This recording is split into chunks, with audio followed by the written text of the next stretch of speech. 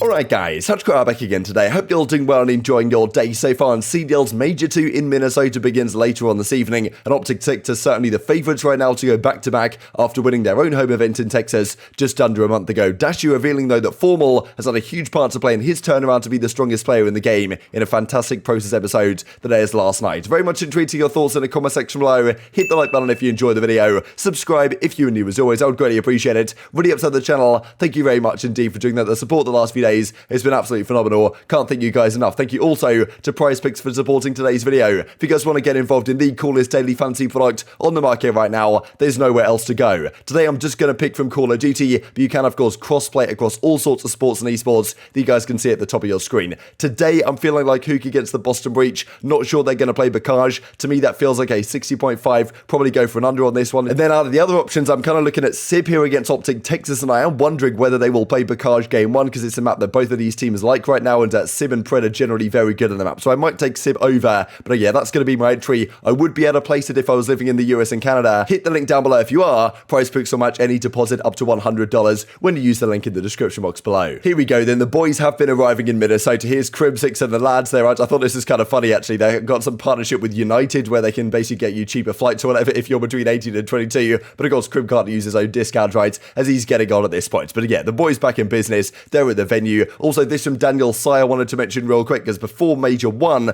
we had, and also before the Kickoff Classic, we had like a community update, right? That's going to be released after Major 2. He reckons within that there's going to be some updates on the All-Star programming, which I believe was going to be from this kind of mid-season break, or during the mid-season break. That's now going to be towards the end of the year, and well, maybe some other updates as well that will come alongside that. This I thought was pretty good from Los Angeles Thieves, because they haven't had the greatest time the last few days, there's no doubt about it. Octane says this: COD Reddit sabotaged my fortune cookie, you are soon going to change your present line of work. So you just can't make this stuff up, to be perfectly honest. We'll see how they get on this weekend, right? There's not all that much faith in Los Angeles Thieves to make a run, and as I said last night, the fact of the matter is, if they go out after 1-2 matches or whatever it is, their results from the first and second major surely aren't good enough to keep this team together going forwards. But it seems like for now, there's not really all that much that's going to be changing. This I thought was also kind of funny from Kenny, right? Because often, like when they're playing OpTic in matches, he'll be smiling after a game, and then after they lose the series, he's getting roasted in his Twitter replies for smiling after a map win, which, you know, it's been a bit of a running joke really between everyone right now. And as Octane says, we are 0-5. Stop smiling. It's about time to get the smile off your face. This is also from Octane just kind of summing up their luck so far this weekend. aBeZy sat down next to me at the blackjack table and hit 5 times while I had a $400 bet going. I did not win said $400 hat. So maybe their luck will turn around over the course of the weekends. But some players already losing absolute bank in the casino before the weekend even begins. So they're going to have to make a hell of a run to actually make that money back this weekend, which for some of them, I'm sure is not going to work out. Speaking of Los Angeles Thieves, they do have kind of a pre-show coming up later today. They're calling it the Hard Truth or whatever. Like, I mean, look, who knows, right? They're going to premiere this before the matches. So whether they're going to try and do anything, right? Because of course we talked about potential role swaps yesterday. If they were doing a roster change, I'm sure they wouldn't announce it like minutes before when the team's already there ready to go. So I'm not really sure what they're going to say here. Often they'll do like kind of, you know, headlines like this. They'll say, okay, the Hard Truth, or, you know, something needs to change or whatever, and they won't actually change anything. But it's going to happen sooner rather than later if results do not improve. And yeah, this was the figure that was pretty good. Blow it up, right? Who knows? Maybe He's been on the phone to Nature, right? At least he's been baiting that a few times on the flank. Maybe he's going to be on the show revealing what the team plan to do. But they will play the loser of the New York Subliners and Atlanta FaZe tomorrow. So in fairness, they do have a whole day extra to kind of play with here than the other teams do that are starting in the winners bracket. Clayster, of course, is also out there this weekend. He says, rate my setup for the weekend. Pretty decent setup, not going to lie, to be honest. A nice little Logitech mouse right here, pretty similar to the one I've got. But there was a lot of questions about Clay. Is he going to compete in the open bracket? Exactly what his plan is going to be. Like, and we kind of theorized yesterday, he's probably going to be sitting there at the bar after the fact, scheming with some of the players to try and get himself onto a team. Makes sense if you're a guy like Clayster, get out there, enjoy the party, but at the same time, try and finesse your way back onto a roster. As Clay says, for those asking, no, I won't be competing in the challenges back in Minnesota. I'll be there though, sitting at the blackjack table, drowning my sorrows. So hopefully Clayster feels better soon, but yeah, I'm sure he's going to be sitting next to some of the other pros at the blackjack table, having a few pints, and then, you know, thinking about what they might potentially try and do going into next season. This also from Prestinni might need a headset this weekend, he says, because it seems like he might well be playing in the open brackets, because there was a team that was trying to be formed, but seemingly this one of the players that was meant to be on this roster couldn't fly from Canada because they didn't renew their passport effectively. Unfortunate situation. Should have thought more about it, I suppose. But Prestinni being there at the event kind of wants to compete once again after Minnesota, he says. Of course, whether they need him on the FaZe starting roster, that's another question. But of course, there is the open bracket, right? We looked at the kind of the venue right right at the start of the video how awesome this looks. It's been a very long time since we have seen anything like this be set up, so absolutely beautiful passion pit, to be honest, back in business once again. But yeah, that's kind of the question, right? What is Prestinni going to do? Is he going to be able to fill in for this team? Is he going to be allowed to fill in for this team? That I think they're trying to figure that out right now. So the OpTic guys, of course, heading into this major as the favourites, no doubt about it, after their incredible run they've had recently. They're on so many map win streaks and series win streaks and all this type of stuff. It's tough to say who I would take if I had to choose either OpTic or anyone else to win the event, but I feel like there's barely any teams that can actually win this event outside of OpTic, FaZe, and maybe London on their day, but I'm not really sure the map pool is there for many of these rosters to win outside of OpTic and FaZe. I feel like surely we'll see at least one of those teams in the grand finals, and OpTic, of course, certainly they want to go back-to-back. They want to continue the dominance. Their practice and their results have been looking very good as of late, but of course there's many teams that could potentially throw a spanner in the works. Scum says major starts tomorrow, that being today. Time to lock it in. And well, this from Dashy as well. So the process comes out last night, kind of documenting the journey from right at the start of the year, from the kickoff classic to their victory at their own Stage 1 major. A beautifully produced video. The videography was absolutely spectacular. Like towards the end, it just got better and better. But and we was kind of focusing on Dashy a lot, right? From his kind of rise way back in the Black Ops 4 days and the difficult few seasons he's had to now getting back on top. And I thought it was really interesting what he had to say about FormaL, right? We know these guys talk to each other a lot back at the Hex quarters, right? And he's kind of saying how, well, FormaL has effectively been a mentor to Dashy. They were teammates last season, but now FormaL is probably the best made assault rifle of all time, or at least if you look at the all-time list, it's FormaL, Clayster, there or thereabouts. In terms of best main AR ever, FormaL's now gone back to Halo, but he has so much to teach Dashy to become that kind of next dominant AR player that FormaL was a few years ago. And Dashy reckons that without FormaL, he might not be anywhere near the level he's performing right now.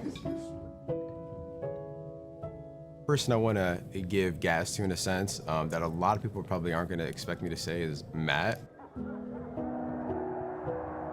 He's had a lot of, I guess, influence, impact as me as an overall teammate, as a competitor. He would tell me about things like, for example, we'd go back and watch the old visions. Like, for example, the one they won in IW Champs and the S2 playoffs. He would be like, yo, like, this is what I was doing with my old team. This is what you could be implementing for your team. This would help. Shout out to FormaL on that. He's been an unreal mentor for me as an overall teammate. Even some league matches, like after, he'd be like, yo, your comps are kind of that series. Like, this is what I noticed. And I was like, really? I didn't even notice. So he's been Miyagi to me, so shout out to him. So FormaL has a few words to say about it. Roger did a great job on the process. Always see him and Matt over there brainstorming. They really want to make it a great experience to watch. They certainly nailed it. If you guys haven't seen it yet, of course, I'll leave a link down below. Also, Dashy, only the beginning, brother. So really cool, like, what he had to say about the communication and stuff, that FormaL's listening in and saying, look, Dashy should have done this. Like, it's great for a guy like a Dashy to have a mentor like that, right? World champion in FormaL, like a multi-event winner over many different, not just titles, right? Not just Call of Duty titles, but esports as well, across Halo and Call of Duty. And of course, well, people talked about FormaL's comms last year. I think even Dashy said that FormaL basically has VSAT comms. I think he said that quite recently in one of the Halo tourneys. But like, a lot of respect between these guys. Dashy knows that there's so much to learn from FormaL. Like, you couldn't really ask for too much of a better mentor if you want to be the best made assault rifle in the game. And that, of course, has been helping Dashy very much, it seems, when we look at the kind of MVP ladder here in a second. But someone who technically this season so far is undefeated is none other than PrizePicks. When he subbed in for the London team, when they played New York and they played Los Angeles Thieves, he was 2-0 with them. Then since he's joined New York, they're 3-0 with 3-1s every single series they played so far. Does not get any easier though, playing FaZe later on this evening, but who knows, if there's one upset that I had to predict, this might be the one I go for. Maybe I'll give it a go when we get to predictions here in a few minutes time. This also from Crimsix's teammate, tries Mr. Miyagi. Like, yeah, I don't know, Crimsix, he's been in the gym, his balance is absolutely out of control. He's looking great in this one, but of course it's going to be a tough time for these lads if they can't get past FaZe. It's going to be tough to expect them to get past FaZe, and we kind of want the OpTic versus FaZe rematch in fairness as well. But well, we shall see how things go. This also from Crone just before we get to the matches. The MVP ladder, I'm not sure how many people vote in this. I voted in this, kind of gives my ranking. I believe I put a Scump at number 3 actually, but it's not far off right here. So we've got Methods at number 10. I think I put Methods something along these lines as well. Generally, I like to favour players that are on teams that are, you know, really up there at the top. So I think I put Methods in here. Illy gets number 9. I think I put him slightly higher actually, at maybe number 7. Then a 0 at number 8. I think I put him slightly further down this time at least, but I definitely think he's still in the conversation. aBeZy at number 7. Then it goes to Afro number 6. I think I had him number 6 or number 5. I honestly think Afro Envoy has been phenomenal so far this year. Maybe doesn't quite get the gas he deserves, but we'll see what happens when they go to LAN this time round, if they can make a run as they did at the Stage 1 Major. Scump 5th, thought honestly, if anything, he was getting somewhat underrated here. Given how good his performances were in the Major 2 qualifiers and also in Major 1, I feel like I think I'd put Scump 3rd, honestly, but I feel like overall he should be at least 4th or something. Simp goes slightly above him in 4th. He's been out of control lately, in fairness to him. Definitely improved from the start of the year. Shotzzy in 3rd, Cellium in 2nd, Dashy number 1. With FormaL's guidance, this guy's been out of control. Whether they can continue that with this weekend, though, it's so difficult to go back to back. There's obviously many teams in COD history that have done it, but it's not something that happens all that often, to be perfectly honest, especially in a league as competitive as this. FaZe, of course, did it last season, but I don't think they ever did it on LAN, or I'm not sure they ever won back-to-back LAN events, because they won Stage 1, they lost Stage 2, they won Stage 3 and 4, but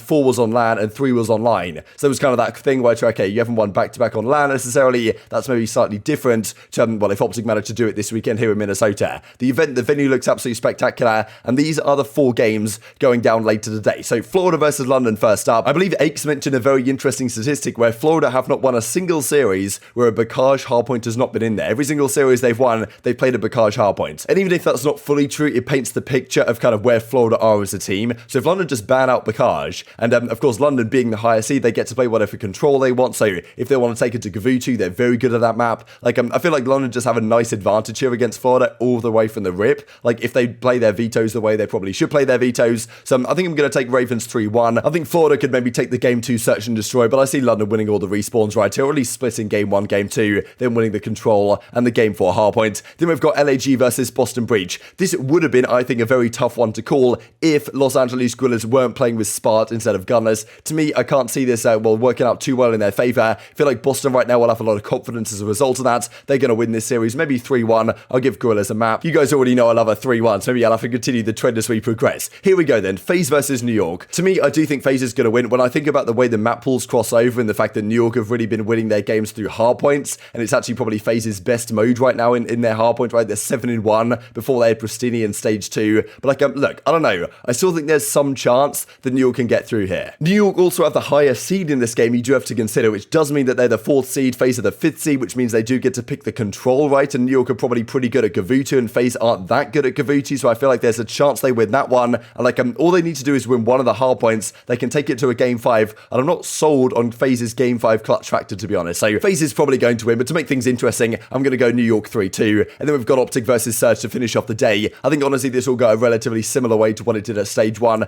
probably a 3-1 fashion again. So 3-1 fashions all across the board for me, apart from New York somehow beating FaZe in a game 5. But very much intrigued your thoughts on all this stuff in the comment section below. Hope you guys enjoyed the video. If you did enjoy it, hit a like button, tell the YouTube gods this is a good video. Others like you should see it as well. And I've grown the competitive Call of Duty community. Thanks for watching as always. Thanks to PrizePicks. Take care of yourselves. And I will see you next time.